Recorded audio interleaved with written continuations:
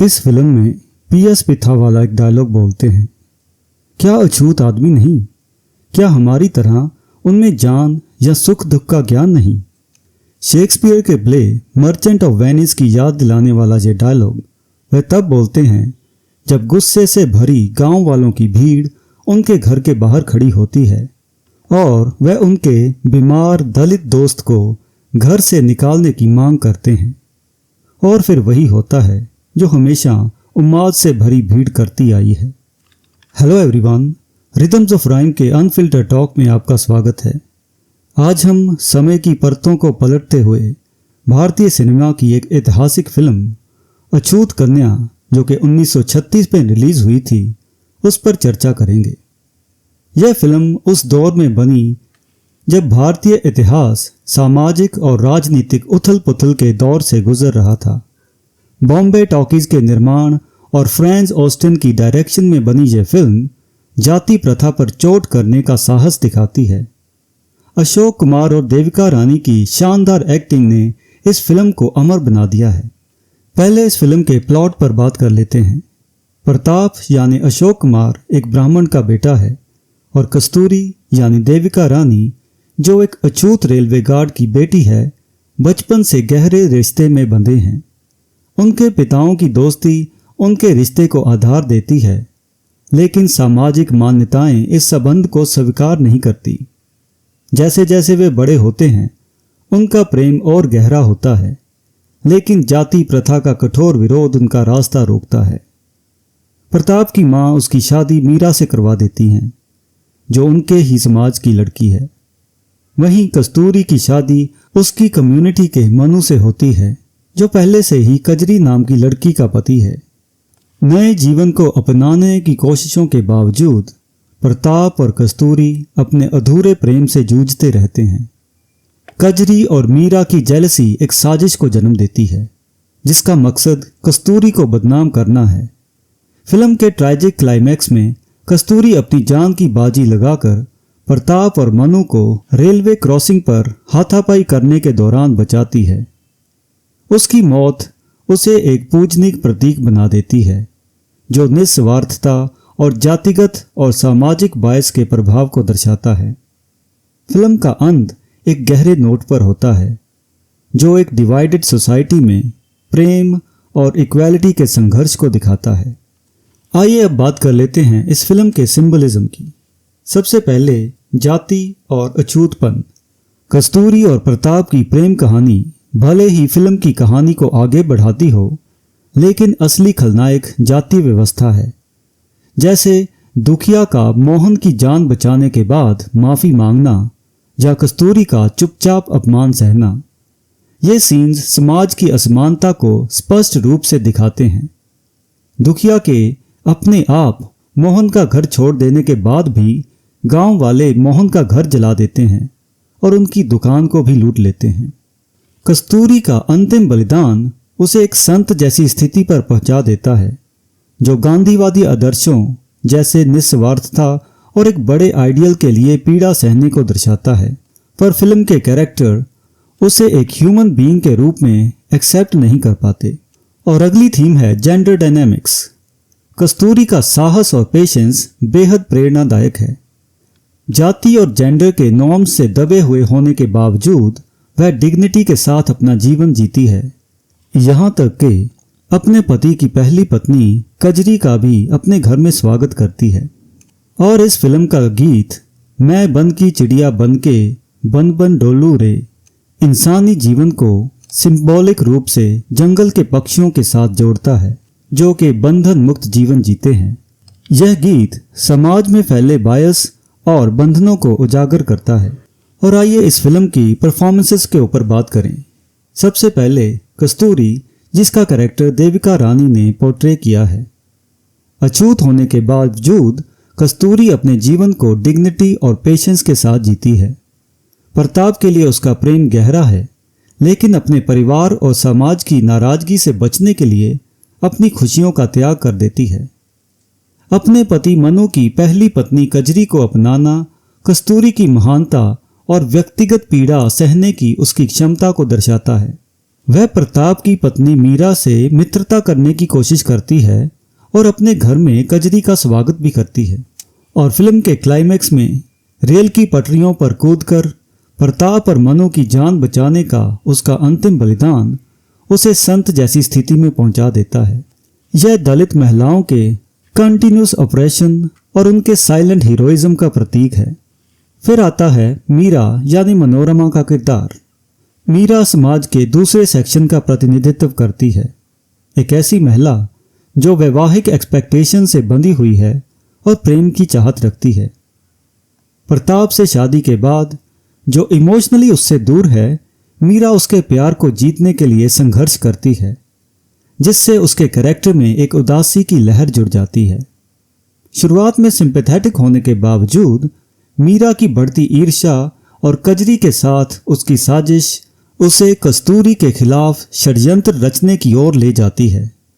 फिर भी वह प्रताप की खुशी के लिए इतनी समर्पित हो जाती है कि कजरी की योजना में शामिल हो जाती है और कस्तूरी को मेले में अकेला छोड़ने की साजिश में भाग लेती है। और अगला कैरेक्टर है कजरी, जिसको प्रमिला ने निभाया है। कजरी एक दिलचस्प लेकिन एंटेगनिस्टिक कैरेक्टर है, जिसकी हरकतें इनसिक्योरिटी और डेस्परेशन से प्रेरित हैं। मनु की एस्ट्रेंज पहली पत्नी के रूप में कजरी कस्तूरी के आने से इनसिक्योर महसूस करती है। उसकी चालाक प्रवृत्ति मनु के जीवन में अपनी पोजीशन वापस पाने की उसकी जरूरत से उत्पन्न होती है। कजरी का कस्तूरी के खिलाफ षड्यंत्र जेलसी और डिस्ट्रस्ट की विनाशकारी क्षमता को उजागर करता है। कस्तूरी द्वारा उसे अपने घर में स्वागत करने और उसके पति पर उसके दावे को मानने के बावजूद कजरी एनवी से भरी सौतन के तरह व्यवहार करती है और कस्तूरी को घर से निकालने की योजना बनाती है। लेकिन जैसा कि हम क्लाइमैक्स में देखते हैं, यह योजना उसके कंट्रोल से बाहर हो जाती है और उसके ट्रेजिक रिजल्ट सामने आते हैं। और इस फिल्म की लास्ट इंपॉर्टेंट फीमेल कैरेक्टर हैं कल्याणी, जिसको कुसुम कुमारी ने निभाया है।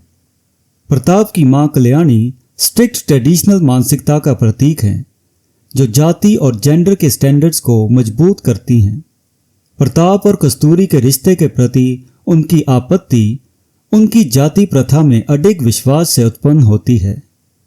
प्रताप का विवाह मीरा से तय करके कल्याणी समाज की परंपराओं को बनाए रखने में महत्वपूर्ण भूमिका निभाती हैं, भले ही इसके लिए उनके बेटे की खुशी की कीमत चुकानी पड़े। और अब बात करते हैं अशोक कुमार की, जिन्होंने प्रताप का कैरेक्टर निभाया है। अशोक कुमार का टीनेजर जैसा आकर्षण और ईमानदारी प्रताप के इंटरनल कॉन्फ्लिक्ट को स्पष्ट रूप से व्यक्त करता है। वह कस्तूरी के प्रति अपने प्रेम में सच्चे हैं और यहाँ तक के शादी का प्रस्ताव भी रखते हैं। हालांकि कस्तूरी संभावित खतरों और अपने परिवारों के फ्यूचर को ध्यान में रखते हुए उन्हें मना कर देती है। और इसके बाद आते हैं कामता प्रसाद यानी दुखिया और पीएफ पिथावाला यानी मोहन। ये दोनों कैरेक्टर कास्ट डायनेमिक्स को चुनौती देने वाली एक दुर्लभ मित्रता को दर्शाते हैं। मोहन अपने दोस्त दुखिया की बीमारी के दौरान देखभाल करने के प्रयास में अपनी जान जोखिम में डालते हैं और यहाँ तक कि उनका घर भी जला दिया जाता है। फिर वे अपनी पत्नी को यह कहकर मजबूर करते हैं कि प्रताप के विवाह में दहेज ना लेने का निर्णय बदल दें, ताकि वह उसका उपयोग कस्तूरी की शादी के लिए कर सकें। लेकिन बाकी कैरेक्टर्स की तरह मोहन और दुखिया भी समय की पैट्रियार्कल सोच में विश्वास करते हैं। जब दुखिया मनु के पहले से शादीशुदा होने को लेकर कस्तूरी के भविष्य को लेकर शंकित होते हैं, तो मोहन कहते हैं, हमारी कजरी बड़ी भोली और संतोषी लड़की है, दुख भी होगा तो सह लेगी। और आइए अब बात करते हैं इस फिल्म के कल्चरल इम्पैक्ट की। अछूत कन्या सिर्फ एक फिल्म नहीं थी, यह एक सामाजिक राजनीतिक स्टेटमेंट थी। 1936 में भारत में स्वतंत्रता संग्राम के दौरान रिलीज हुई यह फिल्म गांधीवादी आदर्शों के साथ मेल खाती थी और अछूतता और सामाजिक सुधार के प्रति बढ़ती जागरूकता को दर्शाती थी। फ्रैंज ऑस्टिन, नीरजन पाल और हिमांशु राय की साझेदारी ने बॉम्बे टॉकीज के तहत एक ऐसी फिल्म बनाई जो आर्टिस्टिकली और टेक्निकली ग्राउंड ब्रेकिंग थी। फिल्म में ट्रेडिशनल समाज पर विज्ञान और प्रगति के अजीब प्रभावों को भी दर्शाया है। गांव का वैद्य जो दावा करता है कि उसकी प्रैक्टिस 15 पीढ़ियों से चली आ रही है, देखता है कि जब मोहन मलेरिया के इलाज के लिए गांव वालों में कुनैन बांटने लगता है तो उसका धंधा घटने लगता है। और दूसरी ओर हम देखते हैं कि दुखिया और फिर उसका दामाद मनु रेलवे द्वारा उत्पन्न की नौकरियों से लाभान्वित होते हैं, जो समाज में प्रगति का प्रतीक है। रेलवे ट्रेन न केवल प्रगति का प्रतीक है, बल्कि ये नैरेटिव को रिजॉल्व करने का डिवाइस भी बनती है। जब कस्तूरी अपनी जान की कुर्बानी देकर प्रताप और मनु की जान बचाती है, जो उसके लिए झगड़ रहे थे, तो यह ट्रेन कहानी को एक निर्णायक मोड़ देती है। हालांकि कस्तूरी का यह डायलॉग कि वह सैकड़ों यात्रियों को बचाने के लिए ट्रेन रोक रही हैं, इलॉजिकल लगता है। शायद यह नैरेटिव की ज़रूरत के लिए जोड़ा गया था, क्योंकि कहानी को फ्लैशबैक में सुनाना था, और ऐसा लगता है कि कहानी को समाप्त करने का कोई और तरीका नहीं बचता सिवाय इसके कि कस्तूरी की मृत्यु हो जाए, क्योंकि उसकी उदारता इतनी प्रभावशाली हो जाती है कि कजरी भी भयभीत हो जाती है जब मनु उसे मारने के लिए दौड़ता है, पर फिर भी वो उसको अपनी जिंदगी में अपना नहीं सकती। इन सब चीज़ों के साथ अछूत कन्या एक कमर्शियल और क्रिटिकल हिट साबित हुई। इस फिल्म ने अशोक कुमार और देविका रानी को स्टारडम की नई ऊंचाइयों तक पहुंचा दिया, और इसके गीत रूरल अट्रैक्शन और प्रोग्रेसिव लिरिक्स के साथ आज भी आइकॉनिक हैं। आज के समय में इस फिल्म को इस पैरामीटर पर क्रिटिसाइज किया जा सकता है कि इसका नैरेटिव दलितों के प्रति मानवीय व्यवहार पर केंद्रित है, लेकिन जाति व्यवस्था को समाप्त करने की बात से कतराता है। फिर भी यह फिल्म अपने रिलीज होने के लगभग 9 दशकों के बाद भी भारतीय प्रोग्रेसिव सिनेमा का एक मजबूत स्तंभ बनी हुई है। अनफिल्टर टॉक में आज के लिए बस इतना ही।